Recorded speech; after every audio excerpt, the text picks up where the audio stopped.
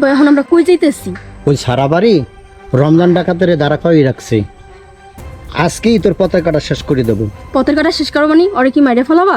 মারে, তোর শান্তির জন্য আমি অনেক কিছু করতে পারি। আমি রমজান ডাকাতের 50,000 টাকা দিয়েছি, লাগলে আরও 50 দেবো, কিন্তু পতাকাটা শেষ করব। ও যদি বাইসে থাকে মা, তো তোর জীবনে কোনো শান্তি হইবে না। হ বাবা, তুমি ঠিকই কইছো। ও যতদিন পর্যন্ত বাইচে থাকে ততদিন পর্যন্ত আমার জীবনে সুখ হইবে না। ওর জন্য আমি স্বাদ আহ্লাদ কিছু করতে পারি না। ও আমার জীবনে একটা কারা অভিশাপ। আচ্ছা ঠিক আছে মা, তাড়াতাড়ি চল।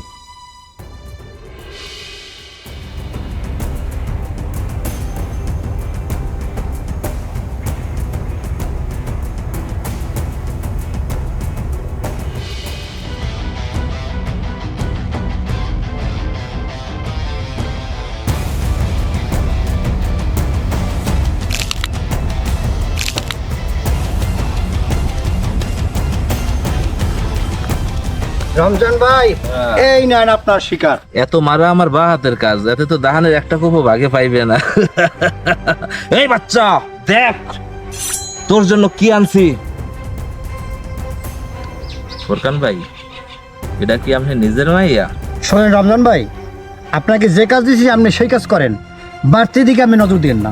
এই নেন আপনার শিকার। আয় মা, যান, কাজ হয়ে যাবে। আপু, ফোরকান ভাইয়ের কাছে আমার নাম্বার দেওয়া আছে, রাইতে ফোন দিয়েন। ইউটিউব আছে মাইরে ফেলবো? না না, আমি থাকতে রইতে দেওয়া যাবে না।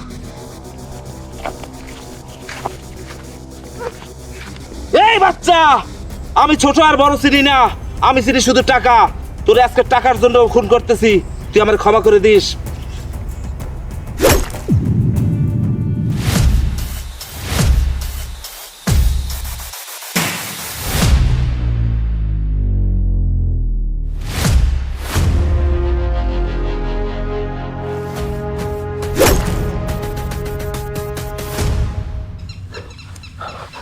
ওরে বাবা, শান্ত আসলো কোথা থেকে? রমজান, তুই সামান্য কিছু টাকার জন্য একটি বাচ্চাকে হত্যা করতে চাইছিলি। আজকে জান ভিক্ষা দিলাম। ভবিষ্যতে যদি এই কাজ করস, জান নিয়ে কিন্তু আর যেতে পারবি না। কথাটা মনে রাখিস, মনে রাখিস। আসো বাবা, আসো, তুমি কান্দো না। আমার বাপ মার ক্যান্সেল হয়েছে। চলো চলো। আল্লাহ,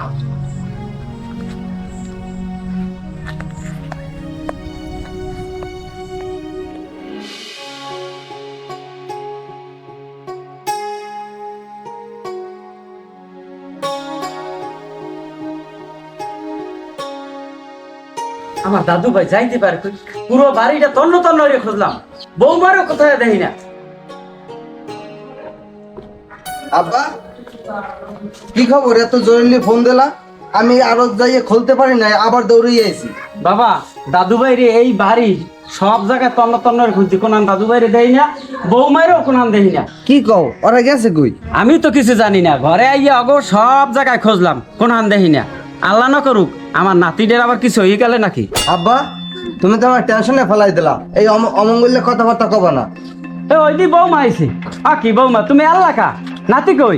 কি বলতেছেন বাবা? বাবু তো ঘরেই ছিল, আমি তো ড্রাই খা মার্কেটে গেলাম কিছু নাইলে। কও কি বৌমা, দাদু ভাই তোমার লগে যায় নাই? না বা, আমার লাগে তো যায় নাই। ঘরের পিছে খালা আছে, হ্যাঁ পড়ে আবার মারা টারা গেল নাকি? মিলি, মুখ সামলে কথা বলো। বাচ্চা সম্পর্কে এসব ধরনের কথা বলতে তোমার মুখে বাজলো না? বাবা তুই রাগ হইস না, বৌমা তো টেনশনে আছে। বাবা আমি ঠিকই কইছেন, এখানে কথা না বাড়াইয়া আমরা চলেন বাবুর চারপাশে খুঁজি। আব্বাও ঠিকই কইছে, চলো আমরা ঘরের আশেপাশে বেশছি। আচ্ছা লো, দাঁড়ান। বাচ্চাকে কোথাও খুঁজতে হবে না, বাচ্চাই। আমার বাচ্চা আপনার কাছে কিভাবে? শোনো, এ আমাদের বাচ্চা মনে হয় চুরি করে নিয়ে গেছে, ব্যস্ত না পারে আবার নিয়ে আসছে ফেরত। বাহ, আপনি তো খুব সুন্দর মিথ্যা কথা বানিয়ে বলতে পারেন। মিথ্যা কথা মানি? তুমি কি বলতে চাও? চাচা তাহলে শোনেন ব্যাপারটা।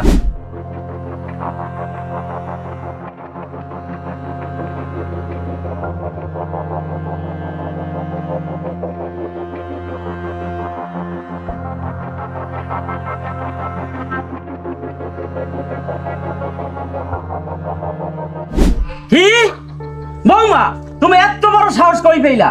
তুমি আমার বংশের বাতি নিবেন নি বুদ্ধি লইছো? বাবা, ভুলটা আমারই হয়েছে। আমার আগে বোঝা উচিত ছিল সৎ মা কোনোদিন আপন হতে পারে না।